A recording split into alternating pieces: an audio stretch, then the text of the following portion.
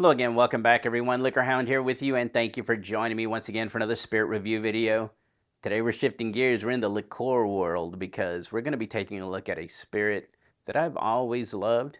It is Grande Chartreuse. Now, Grande Chartreuse has quite the history, and of course it's always been in cocktails like The Last Word and stuff like that. But in 2023-ish, we started noticing that there was a huge demand, and the Carthusian monks that make it, they were like, we're just going to make what we make and that's it.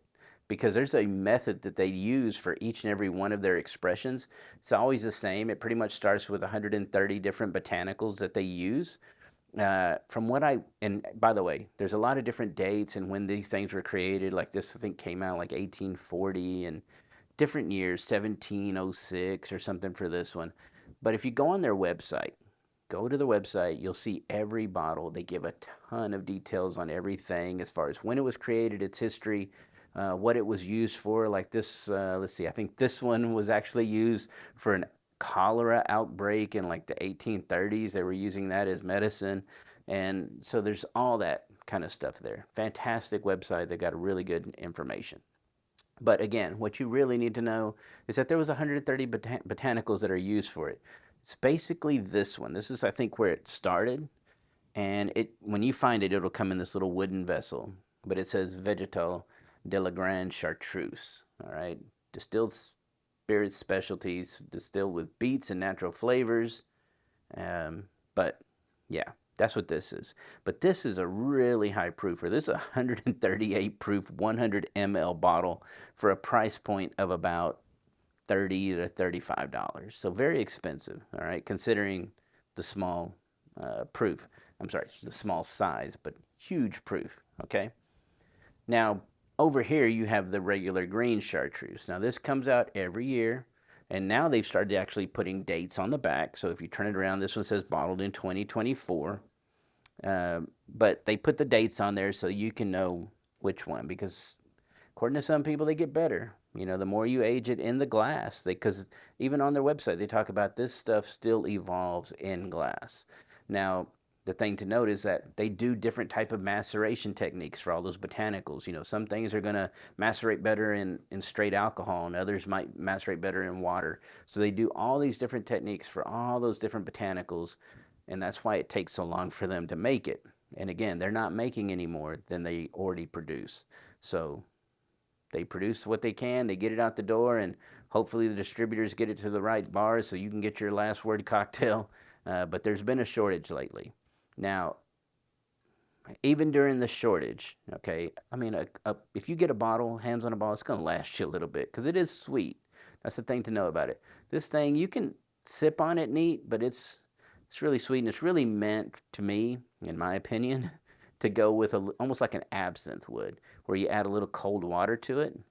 I almost like to do 50-50 with cold water. I have a friend that loves to do it with lime juice, where he says it's best if you express the lime juice a day before. You let that lime juice kind of sit in your fridge for a day, and then you mix it 50-50 with the chartreuse. He says it's amazing. That's how he loves to drink it. And so, you know, we're going to taste this one. But this one is bottled at 55%, 110 proof. Yes, is that correct? Yep.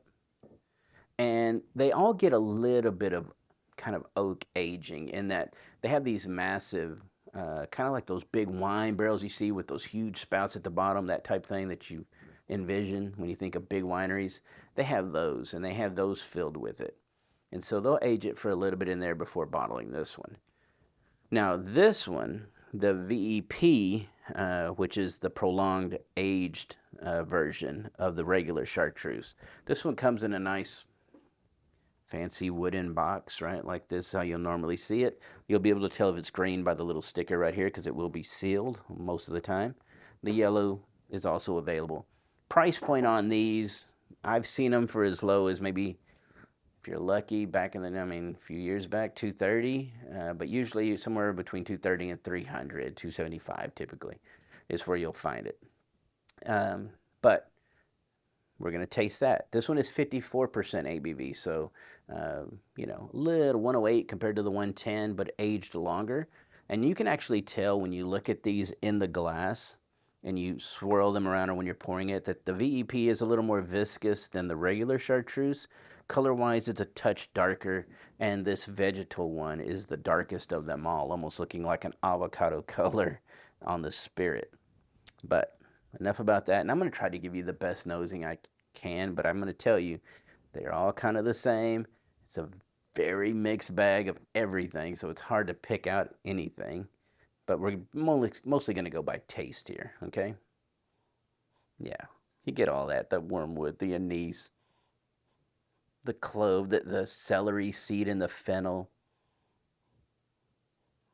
Yeah, it's got it all.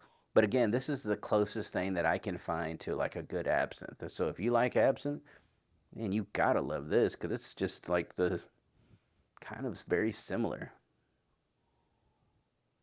Yeah, the celery and yeah, beets, and it's got it all. As far as fruits, nah, you don't get fruits here. This is nothing but herbs and vegetables. But the celery seed, I love that in it. And like orange zest and stuff like that. That's all in there.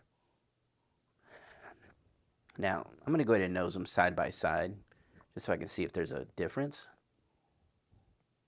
Yeah, a little darker, a little softer on the nose here. Similar, a little more smoke. If that's, it's like a little more of the touch, more of like a, it's kind of like a smokiness. It's almost like a Worcestershire sauce, right? It's kind of like that aspect is in this one that this one doesn't have. And then over here for the highest proof one, 138 proofer. Smells delicious. It smells like it's right in between the two, but with a ton more ABV.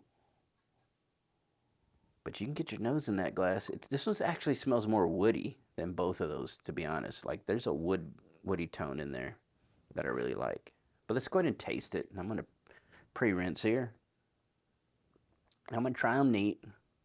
Just a little sip. Regular green chartreuse. Here we go. Ah, yeah, it's sweet.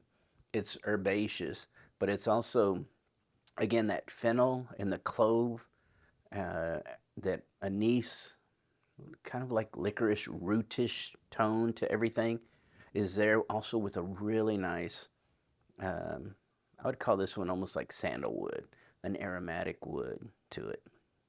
And it's just a lot of those roots and those type that make it feel woody. Because this, again, this was in one of those big old, kind of like a barrel, but really big, like 600 liters. But it just lasts really long on the finish, and it's just super enjoyable. These can be, to me, I like them anytime. I know they're supposed to be like digestive, so after dinners and stuff like that. But again, cold water after dinner, this thing is amazing. You don't have to, I mean, even I've even done these, you know, to be honest, with cigars. Fantastic. But the only thing is, don't use a really nice cigar with it, because it's basically gonna make everything taste like an acid cigar. And if you know what those are, yeah, that's what they do. So if you don't mind acid cigars, drink this with your cigar and bang, there you go. I know the cigar aficionados are like, oh my goodness, don't do that. But yeah, don't do a nice cigar. Just do a regular O. Okay, here we go. VEP 108 proof. Yeah, it's really nice. Just a little darker, a little softer, a little more round. Yeah. Whoa. Just like I said, this one feels very light and kind of like in relativity, right? It's lighter, it's easier. It's not so dark where it starts getting into the oakiness and the root tone really darker. That's where this one goes. Still similar, you still see the family lineage. But again, that the roots on this one turn more aromatic woods. sandalwood is the main one, and then you could even go into the Palo Santo wood here. If you ever smelt Palo Santo burning, like if you ever go to New Mexico, they love to sell that. And it's fantastic. But it's something that nothing else really smells like when you burn it. And it's in this bottle. Okay.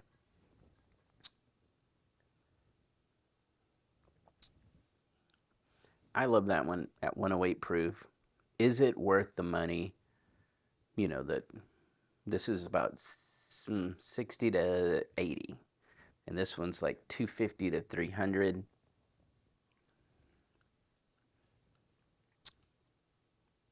It is that rootish aromatic wood that's lacking here that you get here. And it is a way bigger bottle because this one is a solid 1 liter. Oof. Wow. Yeah. So you're paying more, but you're getting more. And it's richer, it's deeper, the finish lasts longer. It's quite the experience, and I love that.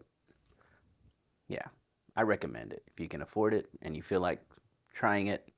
The thing is, though, if you've never had these, try this one first. And go to a bar, just taste it. Try it with cold water, get a cold water on the side, and pour you some. Again, 50-50 doesn't hurt it. I mean, it looks like it would, right? But it really doesn't.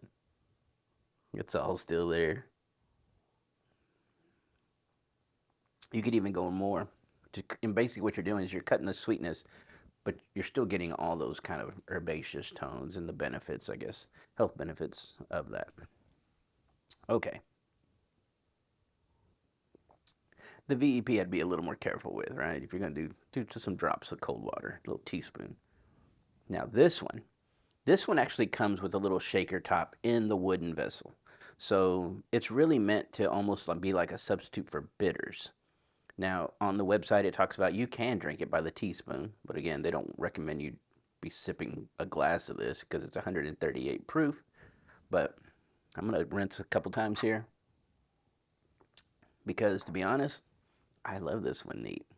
But again, a little goes a long way, okay? So you got to be careful. Yeah, again, this is directly in the middle of these two. It's not as soft and wood driven as this one is, but it's also not as vibrant with the lighter tones as this one is. This one feels rootish, but it also feels big, and there's more floral here.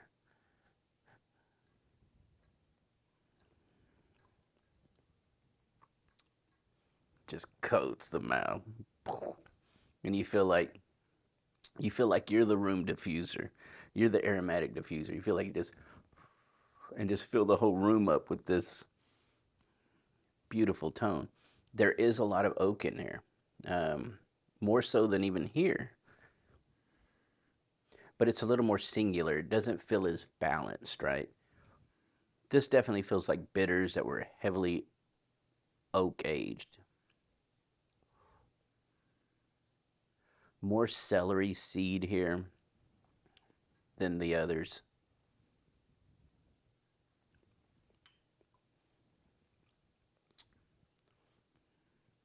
Basil. And there's some leafy elements to it. Like, again, it's super vegetal. Everything's really green.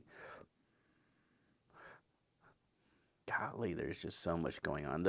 The cumin powder is in there. That's bigger on this one than anything else. It almost has like a chili powder, cumin powder thing going on here that these don't pick up on, but because it's so high in proof, I'm sure those tones and those probably ingredients are probably in here, but here you pick it up. It's just huge, and it's just constantly developing and evolving on your palate. So you'll pick those up, but it doesn't stay singular. You know, you start picking up all the roots and all the kind of citrus tones and those beets and all that. You pick all that up. This one is a little drier than everybody else, but it is 138 proof. So again, buy one of these, put the little shaker on it. Sorry about that. Put the little shaker on it.